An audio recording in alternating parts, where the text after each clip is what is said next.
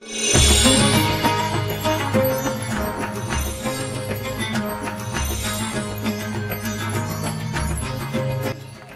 আলাইকুম, সবাই কেমন আছেন? আশা করি সবাই ভালো আছেন। সবাইকে ঈদ মোবারক। আপনারা জানেন যে একটা সময় ছিল এই যে এইভাবে পায়ে হাত দিয়ে কদমুচি করতো, আমরা করতাম বিশেষ করে, তারপর আমাদের সালামি দেওয়া হইতো।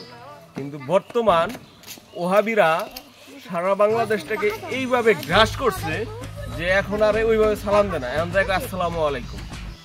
আগে গার্জিয়ানদের প্রতি যে একটা সম্মান ছিল, এই সম্মানটার অন্যতম কারণ কিন্তু এইটা।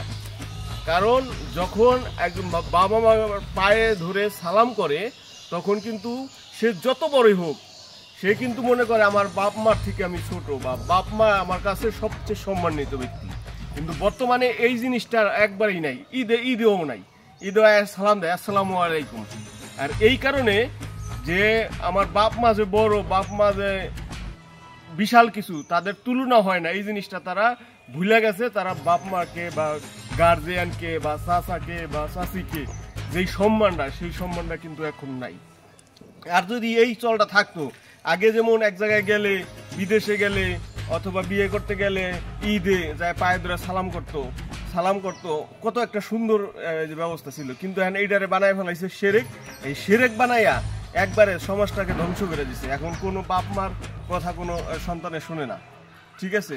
তো এইটা আবার চালু হোক। এই চালু করার জন্য, এবং আপনারা যারা তরিকত জগতের আছেন বা উলিয়া উলিয়া প্রেমী আছেন, তাদের বলবো যে আপনার সন্তানকে এইভাবে শিক্ষা দিন, এইভাবে সেই আগের একটা শিক্ষা দিন, যেভাবে গার্জিয়ান বা বাপ মার এই যে পায়ের হাত দিয়ে কদম মুচি করবো। কদম মুচি কদম অর্থ পা, আর মুচি মানে চুম্বন, পা ধরে চুম্বন করা বা পায়েতে চুম্বন করার নামই হলো কদম মুচি। আর এটা শরিয়াত সম্মত। এখন কেউ বিশ্বাস করতে পারেন, না করলে আমার কিছু যায় আসে না। তো সবাই ভালো থাকবেন, সবাইকে ঈদ মোবারক। আপনার ঈদ সুন্দর কাটুক, ভালো কাটুক, এই বলে ভিডিওটি শেষ করছি। আসসালামু আলাইকুম।